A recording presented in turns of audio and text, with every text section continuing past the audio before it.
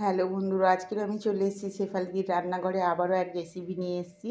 আজকে তৈরি করব বন্ধুরা, দেখুন, ঝাল ঝাল লাল লাল চিকেন। আদা রসুন ছাড়া আজকে চিকেন তৈরি করব, আর সেই রেসিপিটা আজকে তোমাদের সঙ্গে শেয়ার করব। আমরা তো সবসময় আদা রসুন ছাড়া মাংস খেতেই ভুলে গেছি। তো বন্ধুরা দেখুন, আমাদের মা ঠাকুমারা কীভাবে রান্না করতে হয় সেই রেসিপিটা আজকে তোমাদের সঙ্গে শেয়ার করব। আদা রসুন ছাড়াই কিন্তু আজকে চিকেনটা তৈরি করব, আর খেতে কিন্তু অসাধারণ হয়। তো পুরো ভিডিওটা দেখবেন বন্ধুরা, আশা করছি সবারই ভালো লাগবে। তো বন্ধুরা চলুন ভিডিওটা শুরু করছি। দেখুন বন্ধুরা, আমি এখানে 1 কিলোগ্রামের মতন চিকেন নিয়ে নিয়েছি। আর চিকেনটা সঙ্গে এখানে আমি দিয়ে দেব হাফ চামচের মতন হলুদ গুঁড়ো। তার সঙ্গে দিয়ে দেব এই যে 1 চামচের মতন লবণ। আর এখানে আমি দিয়ে দেব কাশ্মীরি লঙ্কা গুঁড়ো 1 চামচের মতন দিয়ে দিলাম। 1 চামচের মতো দিয়ে দিলাম। আর এখানে নিয়ে নিয়েছি দেখুন বন্ধুরা টক দই। এখানে 50 গ্রামের মতন টক দই দিয়ে দিলাম। তো এখানে লবণ, হলুদ আর লঙ্কা গুঁড়ো দিয়েছি, আর এখানে টক দই দিয়েছি। দিয়ে মাংসটাকে ভালো করে আমি মাখিয়ে নেব। তো বন্ধুরা দেখুন, চিকেনটাকে আমি কিন্তু ভালো করে মাখিয়ে নিলাম। সব চিকেনের মধ্যে যেন নুন, হলুদ আর এই টক দইটা মিশে যায়, সেইভাবে ভালো করে একটু মাখিয়ে নিতে হবে চিকেনটা। বন্ধুরা দেখুন, আমি চিকেনটাকে আমি নুন, হলুদ, লঙ্কা গুঁড়ো আর এখানে দিয়ে দিয়েছিলাম টক দই দিয়ে মাখিয়ে নিয়েছি। এটা মিনিট 20 হয়ে গেছে। এবার মাংসটাকে আমি রেখে দিলাম। এবার এখানে গ্যাসটা ধরিয়ে একটা কড়া বসিয়ে দিয়েছি। কড়াতে এবার দিয়ে দেবো তেল।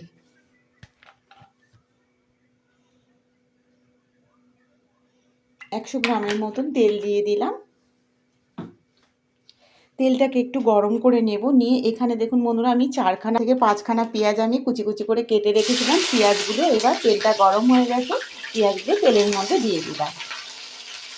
সব পেঁয়াজগুলো দিয়ে দেবো।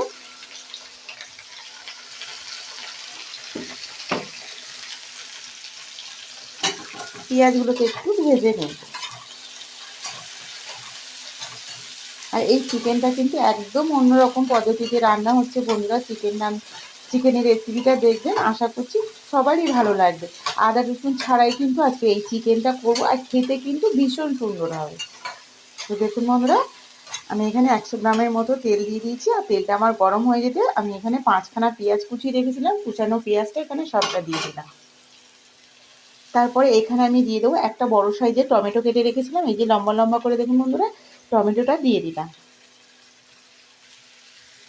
এর সঙ্গে দিয়ে দেবো 5খানা কাঁচা লঙ্কা। কাঁচা লঙ্কাগুলো কিন্তু আমি গোটাই দিয়েছি। এবার এখানে দিয়ে দেবো 1 চামচ জিরে গুঁড়ো, 1 চামচ ধনে গুঁড়ো। তার সঙ্গে দিয়ে দেব এখানে যে কাশ্মীরি গুঁড়ো লঙ্কা 1 চামচ, এই যে 1.5 চামচ দিয়ে দিলাম কাশ্মীরি গুঁড়ো লঙ্কা।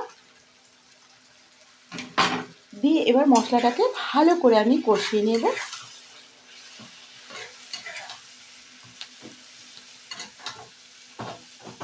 কম মশলা দিয়ে যে এত সুন্দর একটা চিকেনের রেসিপি তৈরি হয় বন্ধুরা, না দেখলে কিন্তু অবাক হবে। তার জন্য বলছি বন্ধুরা, পুরো ভিডিওটা দেখবেন, আশা করছি সবারই ভালো লাগবে। আর এখানে আমি কিন্তু কোনো রকম আদা রসুন ব্যবহার করছি না। ভালো করে মশলাটাকে আমি কষিয়ে নেব।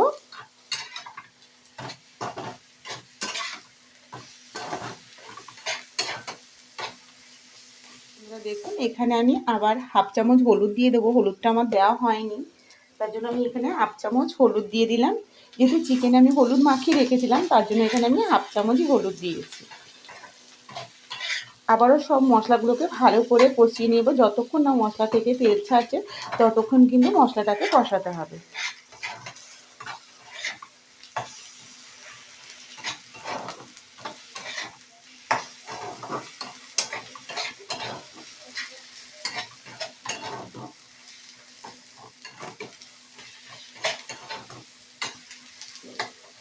আর এটা একটু ঝাল ঝাল করে করব, তার জন্য আমি এখানে লঙ্কার পরিমাণটা একটু বেশি দিয়েছি। তোমরা ঝাল কম খেলে ঝালের পরিমাণটা একটু কমিয়ে দিতে পারো।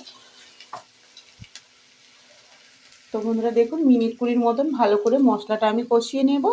তো বন্ধুরা দেখুন, আমার মশলাটা কিন্তু একদম কষানো হয়ে গেছে আর মশলা থেকে কিন্তু তেল ছাড়তে শুরু করেছে। এবার এখানে যে আমি চিকেনটা রেখেছিলাম, চিকেনটা এর ভিতরে দিয়ে দেবো।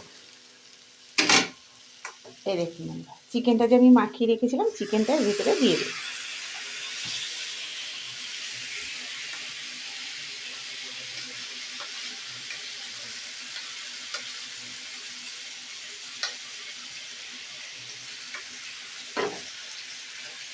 চিকেনটা দিয়ে ভালো করে মশলাটার সঙ্গে কষিয়ে নেব।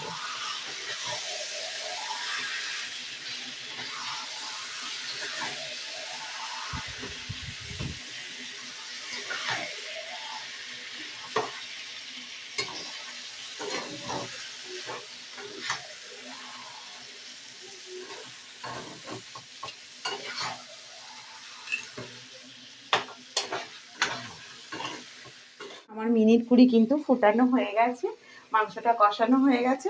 এবার এখানে আমি দিয়ে দেবো এই যে একটা সানরাইজের গরম মশলার গুঁড়ো,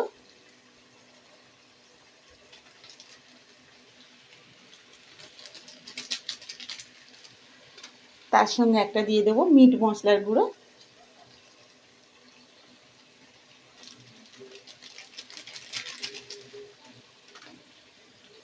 আর এখানে দিয়ে দেবো বন্ধুরা একটু কসুরি মেথি। এই দেখুন কসুরি মেথিটা এর ওপরে দিয়ে দেব। এটা দিলে কিন্তু খুব সুন্দর একটা সেন্ট বেরোবে। তো আমি কসুরি মেথিটা দিয়ে দিয়েছি আর এর ওপর থেকে দিয়ে দেবো 2 থেকে 3 চামচের মতো সরষের তেল।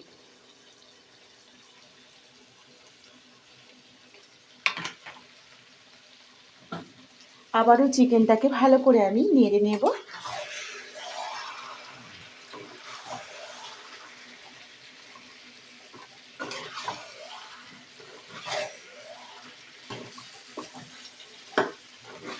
আর এই চিকেনটা কিন্তু একদম কষা কষা মতন করবো আমি। লো ফ্লেমে রেখে আমি আধ ঘন্টা মতন চিকেনটাকে ভালো করে কষিয়ে নেব। আঁচটাকে কিন্তু একদম কমিয়ে দেবেন বন্ধুরা, নাহলে কিন্তু তলাটা ধরে যেতে পারে। তো আঁচটাকে আমি একদম কমিয়ে দিয়েছি, দিয়ে 20 মিনিট থেকে 30 মিনিটের মতন আমি চিকেনটাকে ভালো করে কষিয়ে নেব।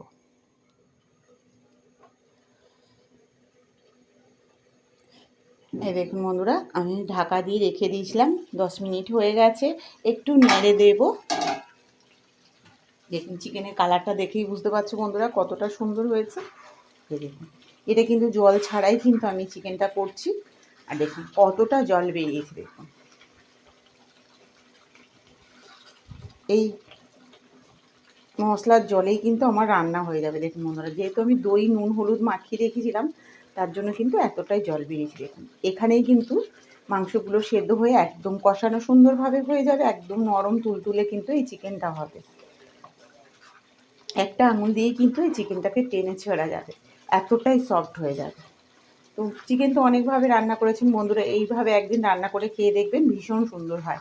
আদা রসুন ছাড়া খুব কম মশলা দিয়েই কিন্তু এই চিকেনটা রান্না হচ্ছে। দেখেই বুঝতে পারছো বন্ধুরা, চিকেনের কালারটা দেখেই বুঝতে পারছো চিকেনটা কতটা সুন্দর লাগছে।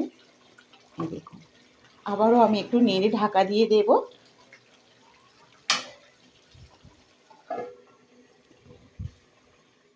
তো বন্ধুরা এই দেখুন 20 মিনিট আমার হয়ে গেছে, আর আমার চিকেনটা কিন্তু একদম সুন্দরভাবে হয়ে গেছে। এই দেখুন একদম কষা কষা।